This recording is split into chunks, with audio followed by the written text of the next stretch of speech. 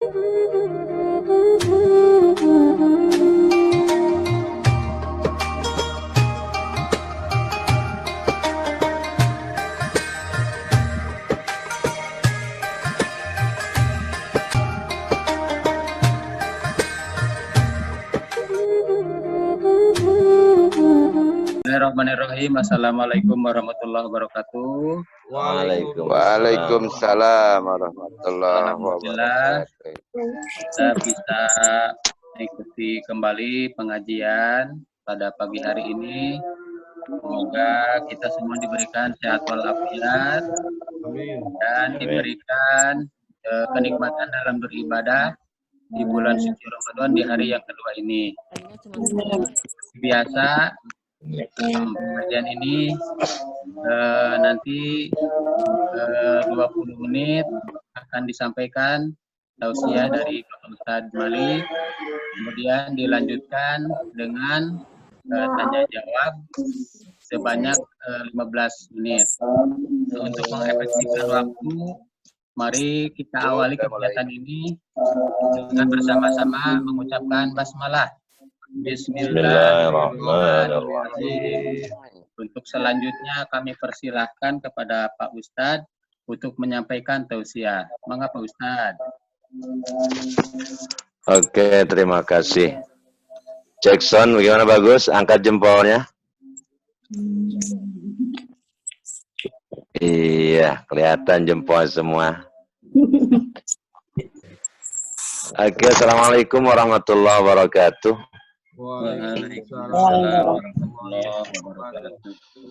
Bismillah, alhamdulillah, salatuhu wassalamuhu ala rasulillah Muhammad ibn Abdullah wa ala alihi wa sahbihi wa mawala wa la hawla wa la quwata illa billah amma ba'du. Bapak-bapak, ibu-ibu, jamaah taklim online via Zoom yang mudah-mudahan kita semua diberkahi oleh Allah Subhanahu wa taala. Barokah itu artinya ziyadatun fil khair, tambah kebaikan. Kita dikasih panjang umur, mudah-mudahan dibarengi dengan keberkahan. Itu artinya umur kita membuat kita semakin hari semakin baik. Kita dikasih rizki dibarengi dengan keberkahan, maka rizki yang kita miliki akan membuat kita semakin baik. Kita dikasih kondisi saat ini dibarengi dengan keberkahan, walaupun kondisinya ada wabah corona, kalau ada keberkahan, justru dengan kondisi seperti ini membuat kita jadi tambah baik. Amin ya rabbal alamin. Berapa banyak teguran dari Allah, tsunami, gunung meletus, banjir, hanya rame cuman sebagai bahan postingan, tapi tidak menjadi bahan untuk renungan. Betul apa benar? Ya, kebanyakan seperti itu. Nah, buat kita mudah-mudahan kondisi seperti ini tetap dibarengi dengan keberkahan. Artinya tetap kondisi seperti ini menjadikan kita tambah baik. Amin ya rabbal alamin. Baik, hari ini saya mendapatkan kepercayaan dari Bapak Syarif dan jamaah sekalian untuk memberikan materi di bulan suci Ramadan 1441 Hijriah. Sudah sahur semuanya? Alhamdulillah. Ada yang masih sahur? Ada yang masih sahur? Daerah mana yang masih sahur jam segini? Ah? Aduh, Pak Anwar ngomongin kopi. Oke.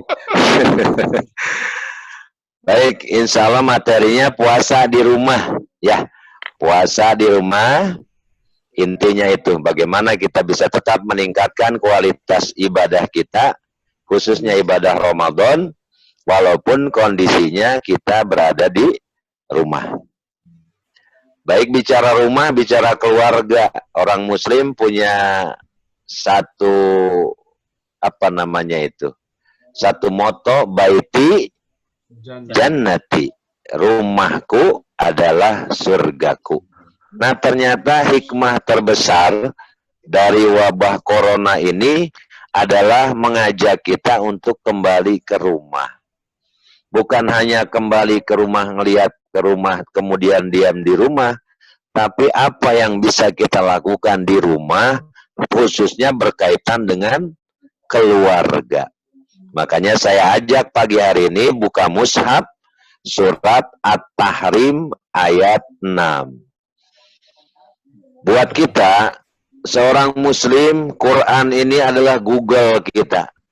Kan orang biasa nyari sesuatu di mana? Google. Nah, Google-nya muslim itu adanya di mana? Google-nya seorang muslim itu harusnya adanya dalam Al-Quran.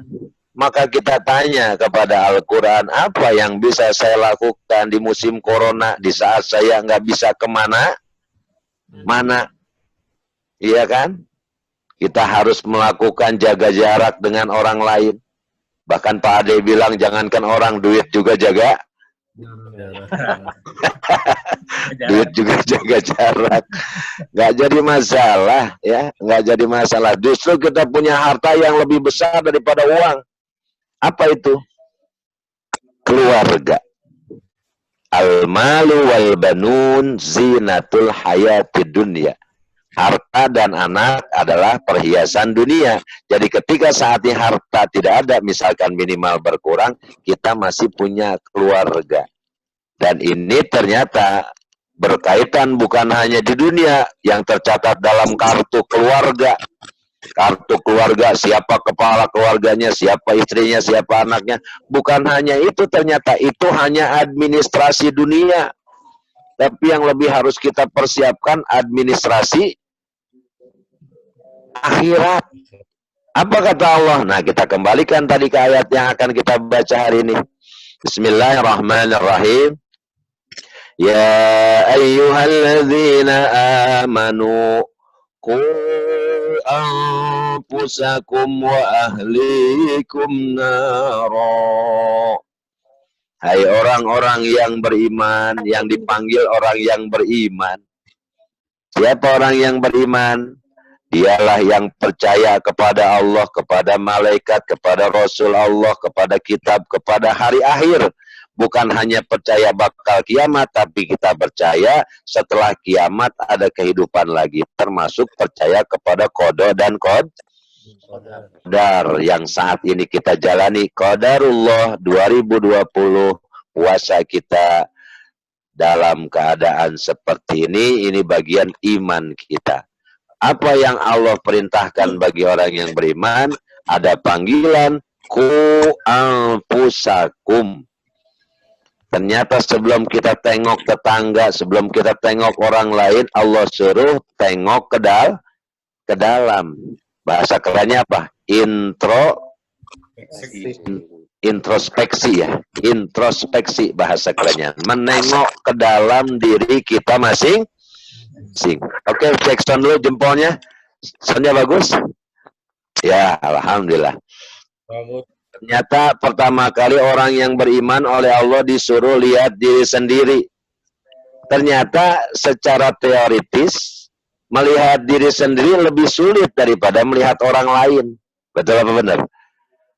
Kalau melihat orang lain tanpa perlu cermin, nggak perlu kaca. Tapi kalau kita pengen melihat diri sendiri harus pakai cermin, harus pakai kaca. Bisa nggak kita ngelihat diri sendiri tanpa bantuan alat? Nggak bisa. Nah, ternyata yang harus kita lakukan menurut pesan ayat ini adalah kita kembalikan bagaimana kita bisa melihat diri kita sendiri. Yang kedua, baru arah yang kita perhatikan adalah keluarga. Nah, terkait saat ini kita puasa di rumah, ada banyak hal yang bisa kita benahi di rumah kita. Apa yang paling pertama? Sholat. Yang paling pertama untuk kita benahi adalah sholat. Silahkan periksa sholat diri kita. Mana cerminnya? Buka buku-buku fikihnya. Silahkan periksa sholat istri kita. Silahkan periksa sholat suami kita. Silahkan periksa sholat anak-anak kita. Silahkan mumpung di rumah nih. Coba nak, kamu berdiri. Bagaimana takbiratul ihramnya? bagaimana lafaz niatnya, bagaimana bacaan Fatihahnya, bagaimana bacaan-bacaan yang lainnya, baik yang fardu, yang rukun maupun yang sunnah. Saatnya saat ini selagi banyak kesempatan kita amalkan perintah Allah, ku anfusakum wa ahlikum naro. Ini langkah kita. Langkah kita yang paling jelas adalah memperbaiki sholat kita dan sholat keluarga kita. Karena kelak pun yang akan mempertemukan kembali kita dan keluarga kita di akhirat adalah salah satunya sholat. Ya, salah satunya adalah ibadah sholat. Kan pernah kita dengar ada keterangan, ada orang tua ibadahnya bagus, puasanya bagus, sholatnya berjamaah, nggak ketinggalan. Baca Qur'annya bagus, ternyata dia terlena dengan ibadahnya sendiri. Dia lupakan anaknya, dia lupakan istrinya. Ketika di akhirat sejengkal lagi, satu langkah lagi dia akan masuk ke surga, ternyata ada yang berteriak dari belakang, "Ya Allah, saya minta keadilan." Ternyata siapa yang meneriaki orang tersebut? Siapa yang pernah kita dengar? Ternyata anaknya. Anaknya, "Ya Allah, saya minta keadilan-Mu. Ibuku, bapakku rajin ibadahnya, tapi dia sibuk dengan ibadahnya sendiri. Saya dilupakan." Nah, ini jangan sampai terjadi. Kita sudah capek di alam dunia ibadah, tapi ternyata ada yang kita lupakan. Siapa? Anak kita. Sehingga mereka lepas dari ibadahnya, ternyata bisa menghalangi kita masuk ke surganya Allah Subhanahu wa ta'ala. Na'udzubillahi min zalik. Nah, ini kita kan pengen sekarang kemana-mana kita bareng-bareng. Yang punya motor bareng-bareng sama anak istrinya, betul? Kemana-mana. Yang masih punya motor, anaknya 3, pertama istrinya di belakang sama yang kecil, yang 2 di depan numpuk. Kan seneng itu, alhamdulillah. Alhamdulillah seperti itu. Nah, nanti pun kita pengen begitu ke akhirat. Kita masuk bergandengan tangan dengan istri kita, bergandengan tangan dengan suami kita. Masuk di belakang kita berbaris anak-anak kita. Nah, ini harapannya. Kenapa? Karena di alam dunia kita sudah coba mengamalkan ayat ini, ku anfusakum wa ahlikum naro. Di ayat yang lain, orang tua tidak bisa berbuat banyak kepada anaknya, anak tidak bisa berbuat banyak kepada orang tuanya, hanya mengandalkan pribadi amalnya masing-masing. Nah, terkait dengan puasa kita di rumah, bagaimana bisa kita tingkatkan kualitasnya ibadah puasa kita di rumah? Nah, ternyata saat ini memang saatnya. Allah kasih kita jalan. Kalau kita dengar tarekahnya para wali, bagaimana mereka bisa mendapatkan derajat seorang waliullah? Langkah yang kita dengar, yang sering kita dengarkan, yang sering kita tahu, salah satunya justru mereka menjauhi manusia. Ya, yang disebut bahasa Arabnya apa? Uzlah. Ada waliullah yang sengaja tidak mau terganggu ibadahnya, pergi ke gua, pergi ke gunung, pergi ke tempat sepi. Untuk apa? Satu yang dia inginkan, hanya dia dengan Allah. Hanya dia dengan Allah. Nah, saatnya kita sekarang nih, kita nggak perlu ujlah kemana-mana. Kita ujlah di dalam rumah kita di dalam rumah kita sendiri. Ternyata ini salah satu jalan. Salah satu jalan. Kita tidak bisa ibadah terus-menerus mengandalkan orang lain. Sering saya sampaikan, saatnya saat ini kita mengaminkan doa kita sendiri. Kalau kemarin berjamaah, kita aminnya di belakang imam. Imam baca Allahumma, Allahumma, panjang bener. Dari mulai tangannya ke atas sampai ke bawah lagi. Yang ngamininnya. Saking lamanya. Kita mengaminkan doa orang. Saatnya sekarang kita mengaminkan doa kita sendiri. Justru dengan berjamaah di rumah, kesempatan kita saat ini, silahkan yang mengaminkan anak kita, yang mengaminkan istri kita, yang mengaminkan suami kita, yang mengaminkan keluarga kita. Saatnya kita perbaiki ibadah kita di rumah, yang harapannya setelah di rumah bagus, nanti kondisi normal kita kembali keluar, bisa bersosialisasi dengan orang lain, baik habluminallah ataupun habluminanas, bisa lebih baik lagi. Ini kerangka teoritisnya. Bagaimana kerangka prakteknya? Nah, kerangka prakteknya, bagaimana puasa kita bisa lebih meningkat di rumah? Ya satu, manfaatkan waktu yang tersedia, selagi kita dikasih kesempatan banyak di rumah, dengan program-program yang bisa kita lakukan. Dulu belum pernah kita bareng-bareng sama anak berjamaah, silahkan sekarang berjamaah. Dulu belum pernah kita bertadarus bersama anak-anak kita, sekarang saatnya tadarus anak, suami, istri. Bahkan nanti bisa saling mengingatkan.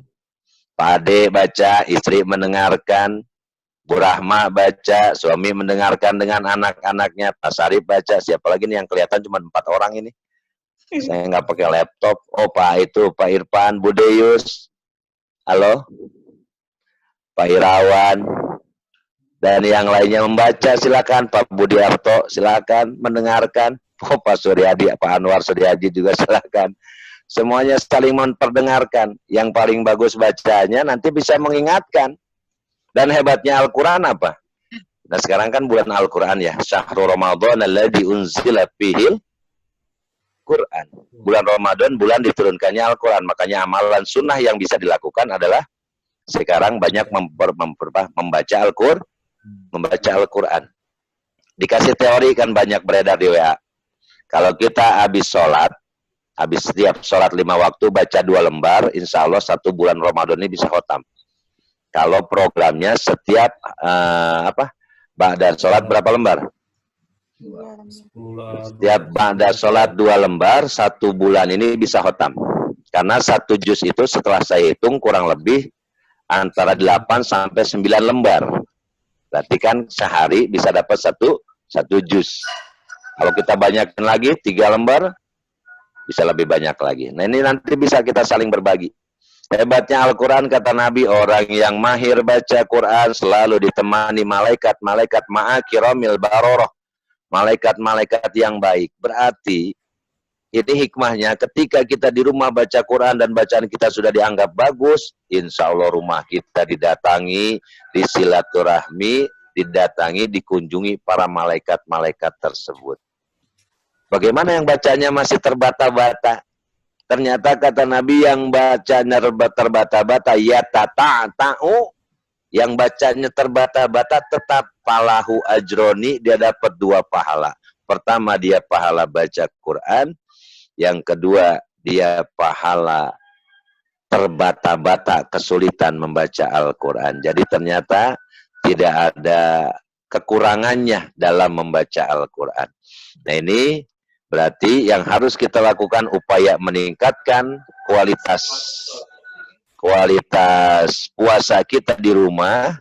Kita harus punya program. Apa programnya? Yang berkaitan dengan ibadah di bulan Ramadan.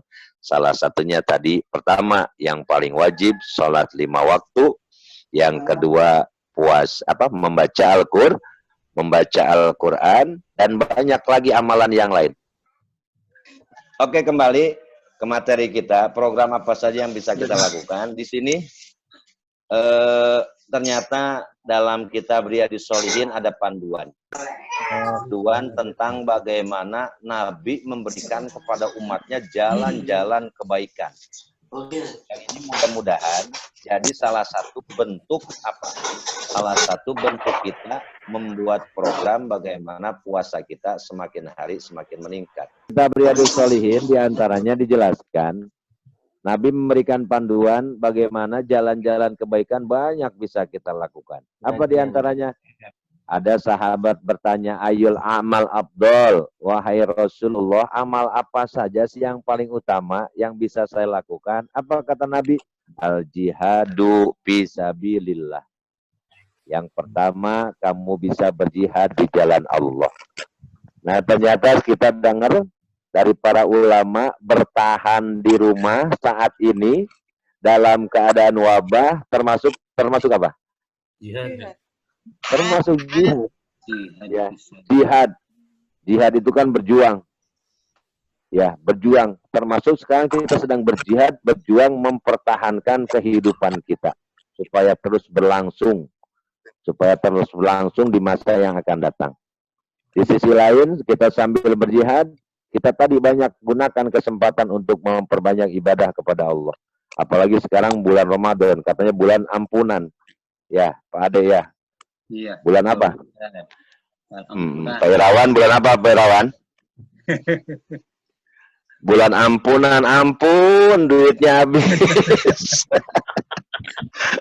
Jadi banyak ampun katanya, bukan itu. Ampun katanya. Aduh, menu makannya pagi hari ini dadar telur, besok ceplok telur, besoknya lagi rendang telur. Nah, yang pertama yang bisa kita lakukan adalah jihad fisabilillah.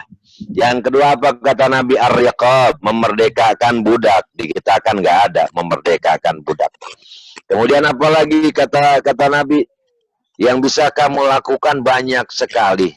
Bahkan ketika sahabat bertanya, ya Rasulullah, saya budak nggak punya, jihad kagak mampu, iman saya hanya sekedarnya, apa yang bisa saya lakukan ya Rasul? Ketika dalam kondisi saya memang tidak bisa berbuat apa-apa. Nah, ternyata apa kata Nabi? Takupu syarroka anin nas fa innaha sodakoh.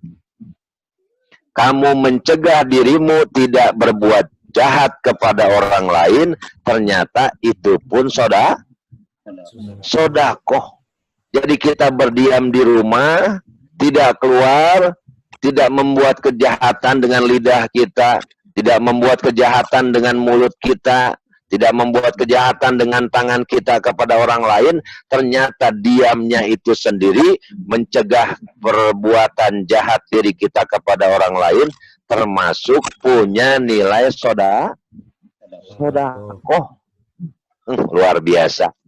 Luar biasa konsep Islam memberikan jalan kebaikannya luar biasa. Makanya apalagi sekarang bulan Ramadan, diamnya dianggap tasbih, tidurnya dianggap ibadah. Makanya banyak yang tidur. Jangan diganggu yang lagi tidur, sebab dia sedang ibadah. Iya, kan hebatnya bulan Ramadan. Bahkan ternyata konsepnya itu. Ini hadisnya muttafaqun alaih, bisa dicari dalam kitab Riyadhus Shalihin, bab tentang jalan-jalan kebaikan. Mencegah, menahan diri kita, tidak keluar rumah, tidak berbuat jahat kepada orang lain, ternyata itu pun fa innaha shadaqatun, itu ternyata kata Nabi punya nilai sodakoh. Daripada kita keluar rumah, ada orang lewat, kita omongin, ada orang diem, kita omongin, jadi orang harus ngapain? Lewat diomongin, diem diomongin. Makanya lebih baik, iya lebih baik kita menahan diri. Kan hidup manusia mah katanya nggak bedanya seperti orang yang naik keledai ya. Bapak dengan seorang anak naik keledai. Itu di mata orang salah terus. Dia masuk ke kampung, bapaknya naik keledai, anaknya yang menuntun. Apa kata orang? Dasar bapak nggak tahu diri. Masa anaknya disuruh nuntun keledai? Bapaknya disuruh, ya anaknya, bapaknya malah naik keledai. Besoknya bapaknya yang apa? Bapaknya yang nuntun, anaknya yang naik. Apa kata orang? Dasar anak durhaka. Bapak udah tua malah disuruh nuntun, malah anaknya malah yang naik. Ternyata salah juga. Hanya kata bapaknya, besok kita naikin dua-duanya. Hanya besoknya lewat lagi naik keledai, bapak sama anaknya naik. Apa kata orang? Dasar bapak sama anak nggak tahu diri. Kalau dari sebinatang segitu kecil ditaikin berdua. Wah, salah lagi ternyata. Ternyata besoknya jalan lagi, bapaknya nggak naik, anaknya nggak naik, gitu keledai dituntun aja. Apa kata orang? Masih salah juga. Tahu binatang kendaraan, malah dituntun aja nggak dinaikin. Ternyata salah semua di mata manusia. Maka mudah-mudahan kita tidak termasuk itu. Oke, cek sound masih bagus jempolnya. Oke, kita lanjut. Apalagi yang bisa kita lakukan? Pertama, ini kita harus yakini. Kita diam di rumah pun, apalagi kondisi seperti ini, ternyata ini punya nilai sodakoh. menurut pandangan Rasulullah, diam kita di rumah, tidak berbuat kejahatan kepada orang lain, ternyata ini punya nilai sedekah. Jadi ini harus kita yakini. Jadi insya Allah tidak akan menjadikan kita stres. Kenapa? Karena kita yakin ternyata diam saya di rumah dalam kondisi seperti ini pun ada nilai sedekahnya. Apalagi kata Nabi yang bisa kamu lakukan di rumah mumpung kondisi seperti ini, yusbihu ala kulli sulama min ahadikum sedekah. Kita ini tubuh kita punya persendian. Dari ujung kepala sampai ujung kaki, setiap persendian itu, setiap ruas-ruas tubuh kita itu harus diberikan sedekahnya. Bakulu tasbihatin sedekah, baca tasbih sedekah. Wa quli tahmidatin sedekah, baca tahmid juga sedekah. Wa qulu tahlilatin sedekah, baca tahlil juga sedekah. Wa qulu takbiratin sedekah, baca takbir juga sedekah. Jadi ternyata ketika kita baca subhanallah walhamdulillah wala ilaha illallah wallahu akbar, itu ternyata juga punya nilai sedekah. Dan ternyata kata Nabi, wa'mur bil ma'ruf sedekah, menyuruh berbuat baik ini juga sedekah. Punya waktu untuk sholat duha, mudah-mudahan sekarang mumpung ada waktu bisa kita manfaatkan. Kenapa? Ternyata nilai sholat duha sama dengan kita bersedekah dengan seluruh ruas tubuh, ruas anggota yang ada di tubuh kita. Nah, ini luar biasa jalan-jalan kebaikan yang disediakan oleh Rasulullah lewat sabda-sabdanya. Mudah-mudahan kita bisa mengamalkannya. Amin ya Rabbal alamin. Masih banyak yang bisa kita lakukan jalan kebaikan. Ternyata masih amat sangat banyak. Apa diantaranya? Maaf, ini pun ternyata bagian sedekah yang terlupakan. Apa kata Nabi? Wa fi bud'i ahadikum sedekah. Pada diri sebagian orang di antara kalian, terutama keluarga kalian, pasangan suami istri pun ada sedekahnya. Sahabat kaget, apa yang dimaksudkan? Ayati ahaduna sahwatahu wa yakunu lahu fiha ajrun. Ya Rasulullah, apakah kami mendatangi pasangan kami, menyalurkan hasrat syahwat kami pun punya nilai sedekah? Nah, ternyata apa kata Nabi? Ar-ra'aitum, bagaimana pendapat kalian? Lawadhaha fi haramin akana alaihi wizrun. Bagaimana pendapat kalian kalau kamu punya syahwat disalurkan bukan pada tempatnya? Apakah itu mengandung dosa? Maka sahabat menjawab, benar ya Rasulullah, itu mengandung dosa. Maka kebalikannya, menempatkan syahwat pada tempatnya yang sudah halal, ternyata itu mengandung pahala dan nilainya seperti orang bersedekah. Jalan-jalan yang kebaikan yang Nabi anjurkan ternyata amat sangat banyak buat kita meningkatkan kualitas puasa kita di bulan Ramadan. Memang Ramadan ini ibadah wajibnya adalah puasa. Selain juga ya memang yang sholat 5 waktu. Sebab dari rukun Islam yang 5 ini ada rukun Islam yang sifatnya harian, ada rukun Islam yang sifatnya tahunan. Salat syahadat, rukun Islam, kewajiban yang bersifat harian. Puasa bersifat tahunan, setahun sebulan, bukan setahun sekali Pak Suryadi. Kalau setahun sekali mah tanggal 1 doang ntar puasanya. Ya. Zakat setahun sekali. Nah ini zakat silahkan Pak RW dengan berkoordinasi dengan yang lainnya diberdayakan. Silahkan diberdayakan. Untuk apa? Salah satunya saat ini bisa zakat kita diberdayakan untuk memberikan bantuan kepada orang-orang yang dianggap sangat terdampak dengan adanya musibah COVID ini. Ya, silakan aja nanti diatur teknisnya ya. Diatur teknisnya, makanya waktu itu saya pernah dengar ada himbauan boleh di zakat fitrah ini dimulai dari sekarang. Tujuannya apa tadi? Supaya didistribusikannya bukan hanya nanti Idul Fitri, tapi justru dari sekarang ini. Boleh sudah dikumpulkan dan kalau memang memungkinkan bisa di mana yang diprioritaskan. Inilah kemudahan agama, ya. Kemudahan agama kita. Silakan oleh para ulama terkait zakat fitrah sudah hukumnya mubah dikeluarkan dari awal-awal Ramadan. Memang sunnahnya nanti di malam Idul Fitri. Tapi dengan kondisi sekarang apalagi kan, misalkan kita lihat banyak yang terdampak dengan adanya musibah ini, salah satunya yang bisa kita berikan bantuan kepada mereka dengan pengumpulan zakat ini bisa lebih cepat dan didistribusikannya pun, dialokasikannya pun bisa lebih cepat lagi. Nah ini diantara yang bisa kita lakukan saat ini terkait dengan tadi ibadah zakat. Pergi haji, ya tadi, setahun sekali. Nah ternyata ibadah kita yang wajib, rukun Islam yang 5 ini, terkumpul diantaranya sekarang di bulan Ramadan. Kita zakat, kita puasa, kita sholat, kita syahadat. 4 dari 5 rukun Islam terkumpul di bulan Ramadan.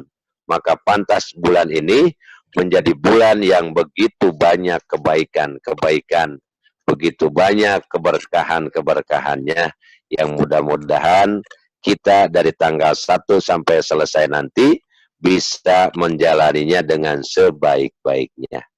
Mungkin ini yang bisa disampaikan pada pagi hari ini terkait bagaimana kita bisa memprogram ibadah kita di bulan Ramadan, di mana kita saat ini dipaksa untuk terus berada di rumah.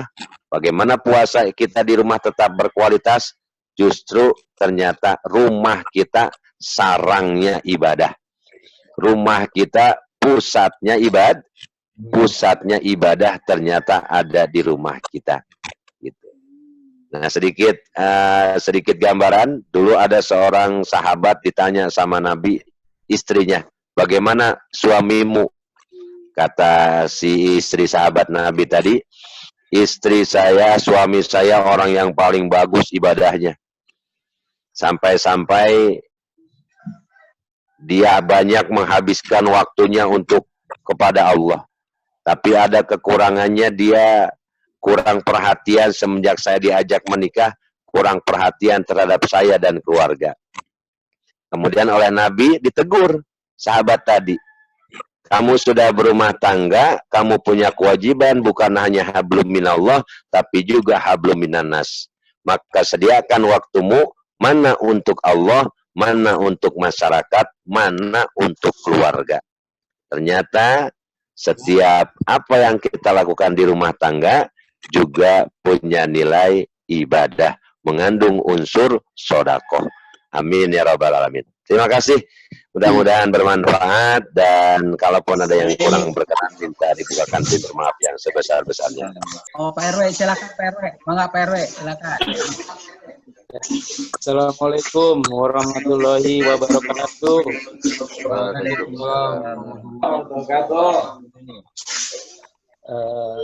Pak Ustadz, nanya ini, selama ini kan kita menjalankan sholat taraweh, kalau saya pribadi dari kecil ya, itu 23 rakaat lah. Nah, pas di rumah ini, mungkin karena faktor saya masih kerja, jadi kadang-kadang saya lakukan 8 rakaat kalau di rumah, mungkin karena faktor capek ya. Jadi istilahnya merubah gitu Ustaz. Itu merubah-rubah jumlah rakaat itu gimana Ustaz?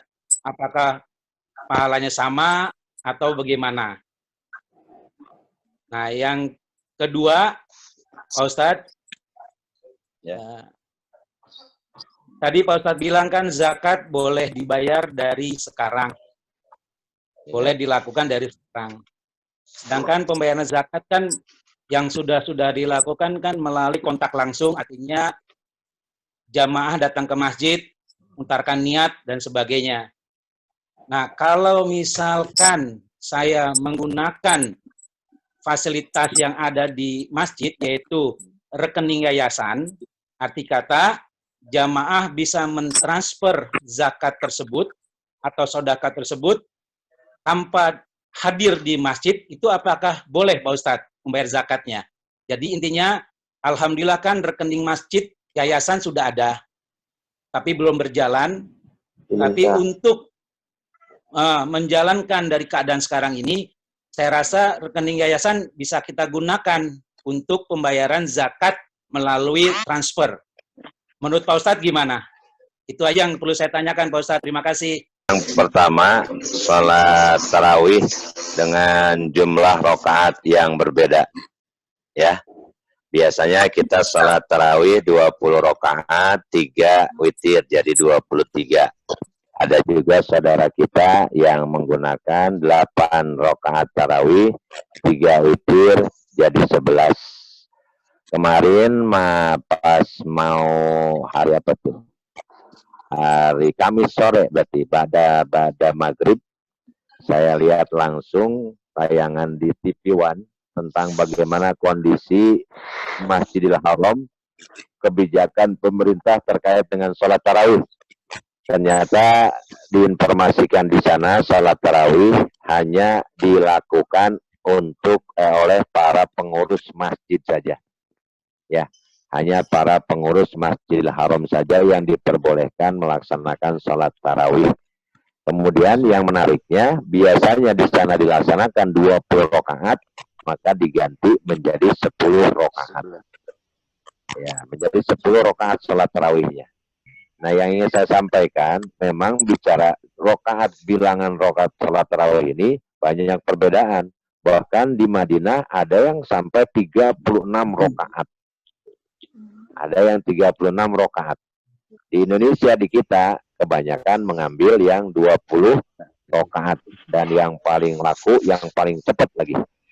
Ya, 20 rakaat dan yang paling cepat. Cukup 20 menit saja. Jadi masalah. Itu yang penting, rukun dan syaratnya tetap diperhatikan. Nah, kondisi seperti tadi, dari 20 rakaat menjadi 8, karena ini kaitan ibadahnya pun kondisi standarnya ibadah sunnah, jadi tidak perlu dipermasalahkan.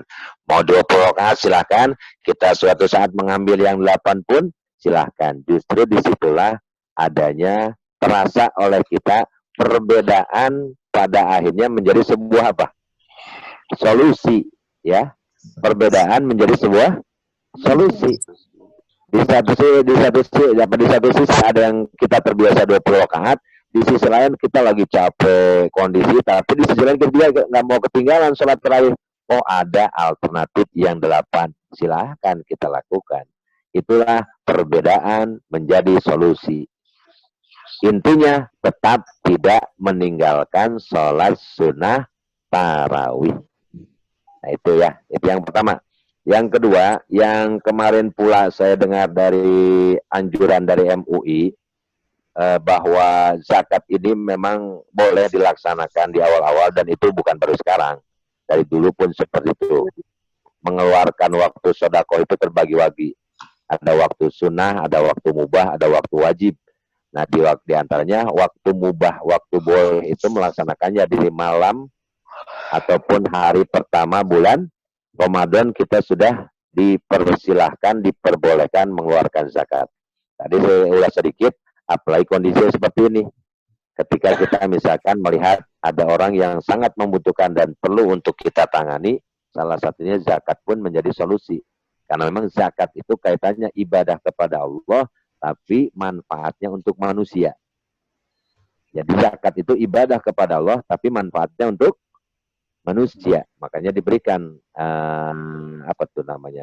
kriteria pembagiannya. Nah, yang ditanyakan adalah zakat via transfer. Zakat via transfer, kalau memang ini yang memberikan zakatnya nantinya bisa terdeteksi ataupun bisa diketahui siapa yang memberikannya, maka tidak jadi masalah. Nah, tapi di sisi lain yang harus kita perhatikan juga sebagai penerima zakatnya, ini yang harus kita lakukan. Kita harus tahu, bisa menganalisa siapa aja yang zakatnya sudah ditransfer, sudah masuk. Nah, nanti untuk masalah niatnya, mereka cukup meniatkan dari rumah. Gitu. Meniatkan dari rumah. Atau nanti oleh panitia diberikan apa? Diberikan jalan. Misalkan ini, panitianya misalkan Pak Ade. Nanti yang menampungnya misalkan Pak Irawan. Maka nanti Pak Irawan, oleh Pak Irawan, dibadalkan tuh. Ini zakat, saya mewakilkan zakat dari si Anu. Nanti diterima sama Pak Ade. Gitu. Jadi tetap ada yang mewakilkan. Bisa dipahami tidak? Ijab kabulnya maksudnya. Ijab kabulnya ada yang mewakilkan. Ya, jadi ada yang mewakilkan. Kalaupun memang itu via transfer. Tapi kalau via langsung dengan mengikuti tetap protokol kesehatan dan memang waktunya pun tidak lama, cukup datang, disediakan tempat, cukup mengatakan tidak perlu bersalaman. Cukup dari jarak jauh, saya misalkan di ujung meja mengatakan saya zakat fitrah, tinggal isi formulir saja, saya zakat fitrah atas nama si Anu, silahkan. Itu pun lebih bagus maksudnya, ya, lebih bagus seperti itu. Nah, itu Pak RW, ya, Pak RW yang bisa saya sampaikan. Nah, karena ini terkait fikih, sering saya sampaikan baik di masjid langsung ataupun siapapun. Terkait fikih banyak pendapat. Jadi silahkan mencari referensi pendapat dari yang lain. Gambaran dari saya insya Allah seperti itu. Ayah yang ditarik oleh anaknya di akhirat gitu ya. Asal dari keluarga besar yang 12 bersaudara. Surat At-Tahrim ini adalah surat yang selalu digaung-gaungkan di rumah kami. Dulu di rumah orang tua saya, oleh bapak saya sendiri. Dan saya juga dulu pernah dibilang bahwa janganlah bapak saya mengamanahkan kepada anak-anaknya berkata seperti ini. Janganlah kalian mempermalukan atau menuntut bapak di hadapan Allah. Karena bapak sudah mengajarkan agama dan lain-lain. Tetapi di antara saudara kami itu ada misalnya ada satu anak yang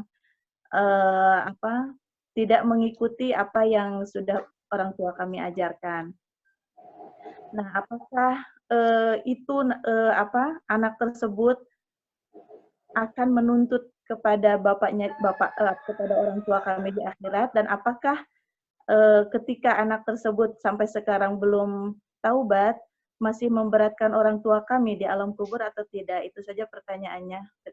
Jazakallahu khairan. Bismillahirrahmanirrahim. Bu Rahma ya, pertanyaannya terkait dengan tanggung jawab orang tua yang melibatkan urusan dunia dan urusan akhirat. Nah, ini memang rambu-rambu buat kita yang saat ini sudah menjadi orang tua. Rambu-rambunya memang sangat jelas sekali. Kita punya tanggung jawab dunia dan akhirat. Kita punya tanggung jawab dunia dan akhirat. Maka yang dilakukan oleh orang tuanya Bu Rahma itu adalah langkah yang sangat tepat. Memang seharusnya begitulah kita terhadap anak-anak. Makanya di Al-Quran ini ada gambarannya, dikasih petunjuk. Silahkan dibuka surat Luqman. Surat Luqman ayat antara 12 sampai ke sanalah. 12 ke sana surat Luqman. Ternyata apa yang harus kita lakukan kita sebagai orang tua terhadap anak? Ternyata yang harus kita lakukan, ya bunaya la tusyrik billah. Dari lengkapnya dari awal, wa idz qala Luqmanu libni. Ingatkan oleh Muhammad tentang kisah Luqman yang sedang berdiskusi, bermuzakarah, berinteraksi dengan keluarganya. Apa kata Luqman? Ya bunaya, wahai anak-anakku, wahai para ananda, la tusyrik billah, jangan sekutukan Allah.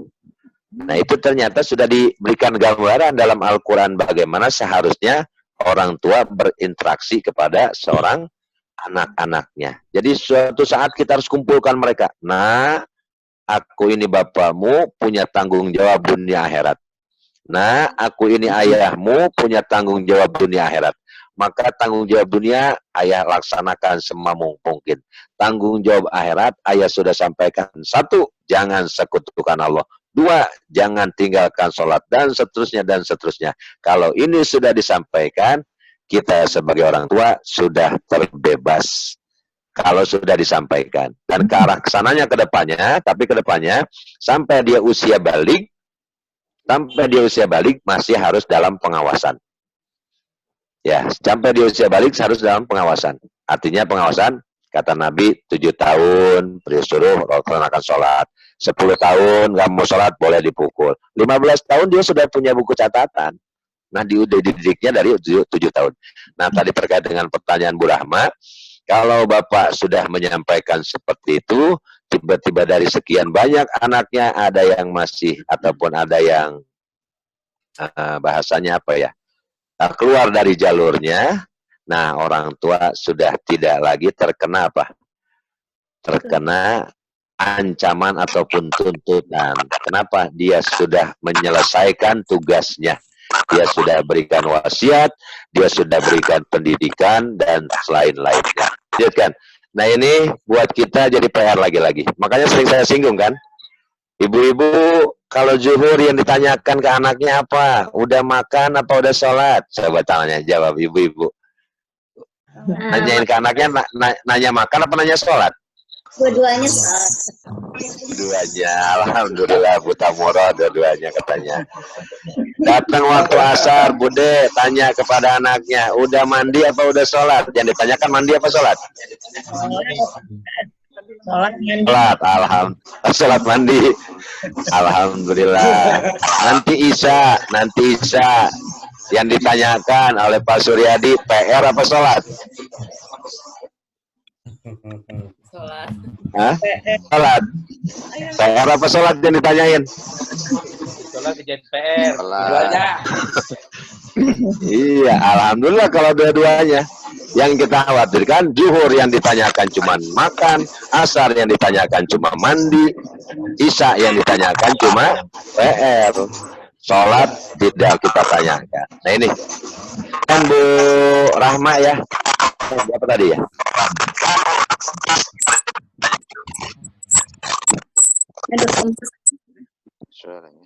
Suaranya, Ustaz. Baik. Bagaimana sekarang? Sip. Oke. Bagaimana sekarang suaranya? Sip. Bagus ya, oke. Bagaimana Bu Rahma, sudah cukup? Mana tadi Bu Rahma? Oke. Ya, mudah-mudahan bermanfaat ya. Ya, baiklah Bapak Ibu. Maaf Pak Sarip, punten waktu ini. Satu pertanyaan lagi Pak Ade, silakan satu pertanyaan. Oh iya, silakan Bapak Ibu, satu pertanyaan lagi ini. Oh Ibu Tamura, silakan. Assalamualaikum Ustaz. Waalaikumsalam warahmatullahi. Terima kasih. Alhamdulillah bisa bertemu kembali sama Ustaz Rahmat. Ustaz Malik Rahmat. Iya. Alhamdulillah panjang umur. Ini Ustaz, saya mau menanyakan tentang satu ayat Al-Quran yang artinya bahwa Allah tidak akan merubah nasib suatu kaum sampai kaum itu merubah nasib dia sendiri gitu Ustaz. Nah, ada yang mengartikan bahwa menafsirkan bahwa yang Allah itu sudah menetapkan semuanya itu baik gitu Ustaz. Dan yang merubah menjadi tidak baik itu adalah manusianya itu sendiri gitu. Seperti alam. Bahwa alam ini Allah ciptakan dengan sebaik-baiknya. Manusia pun diciptakan dengan bentuk yang paling sempurna gitu. Tapi ya manusianya sendiri itu yang berubah menjadi buruk gitu. Sehingga dunia menjadi lebih panas dan bencana di mana-mana. Sedangkan dalam ayat lain, dalam surat Al-Hadid itu ada dijelaskan di ayat yang ke-22 bahwa setiap bencana ataupun sesuatu yang menimpa bumi dan manusia itu semuanya sudah tertulis di kitab Lauhul Mahfuz gitu sebelum kami mewujudkannya. Dan semua itu mudah bagi Allah. Itu kaitannya bagaimana Ustaz? Boleh tidak kalau yang tadi yang ayat yang pertama yang saya bacakan tadi Ustaz, bahwa Allah tidak merubah nasib suatu kaum hingga kaum itu yang merubah nasibnya sendiri, dan ayat dari surat Al-Hadid ini Ustaz. Allah katakan bahwa apa yang menimpa kalian kepada diri kalian ke muka bumi ini semuanya sudah tercatat di Lauhil Mahfuz.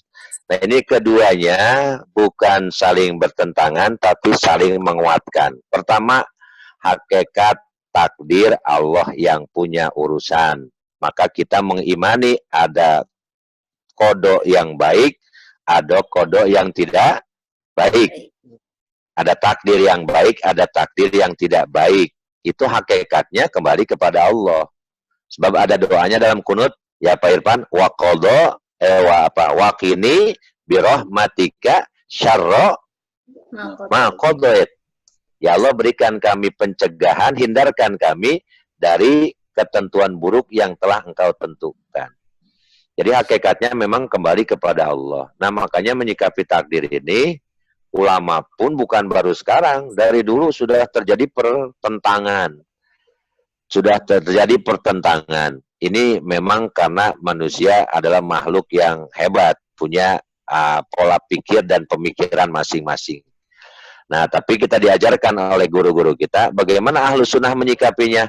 Ahlus Sunnah menyikapi kodok kodar Allah itu dengan amat sangat seimbang. Di satu sisi, Ahlus Sunnah menyerahkan hakikat kodok Allah yang memiliki. Di sisi lain, Ahlus Sunnah menganjurkan bahwa kita dikasih kesempatan untuk berikhtiar. Makanya tadi ada ayatnya. Yang tadi ayat pertama adalah kodok dan kodar hak Allah, hakikatnya milik Allah. Ayat yang innallaha la yughayyiru ma biqaumin, itu ayat yang dipakai oleh Ahlus Sunnah menyatakan kita dikasih kesempatan berikhtiar, berusaha, gitu, berusaha, gitu. Ini kayak pagi ini nih, pagi ini kita ditentukan oleh Allah dua.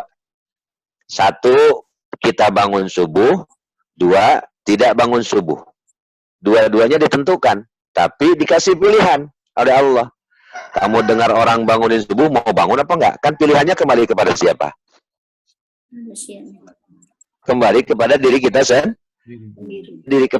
kita sendiri. Makanya supaya kita terus dikasih pilihan yang bagus, kita doa 17 kali dalam sehari semalam. Ihdinas siratal mustaqim. Supaya apa itu? Supaya kita terus memilih kodok baik yang Allah tentukan kepada kita. Jalan lurus yang Allah berikan kepada kita. Bapak Ibu, dari awal kita sudah mendapatkan tausiah pencerahan dari kepada kita, dimulai dari pembahasan surat At-Tahrim ayat 6, bahwa kita dalam kondisi di keluarga mengingatkan untuk meningkatkan ibadah dan melihat cara-cara beribadah keluarga kita sehingga lebih baik. Kemudian yang lainnya juga banyak hal-hal ibadah yang bisa kita laksanakan di rumah, termasuk tadi untuk kita diam di rumah itu sudah termasuk sedekah. Kemudian banyak hal-hal yang lain yang disampaikan oleh Pak Ustadz berkenaan dengan ibadah ini. Nah, kesemuanya itu mudah-mudahan nambah-nambah keberkahan, nambah-nambah kebaikan bagi kita semua. Oke, Bapak-bapak, Ibu-ibu sekalian semua, kita berdoa mudah-mudahan apa yang disampaikan dalam diri kita semua, semoga kita bermanfaat dan untuk kita kedepannya lebih baik lagi dan bersaling silaturahmi. Mudah-mudahan doa kita dijawab dalam Al-Fatihah.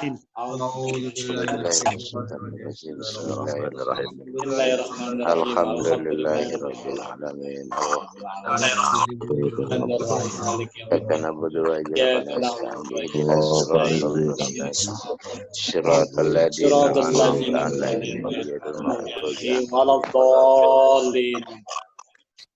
Bismillahirrahmanirrahim. Alhamdulillahirabbil alamin. Hamdan syakirin, hamdan na'imin, hamdan yuafini wa yukafi mazida. Ya Rabbana Ya Allah.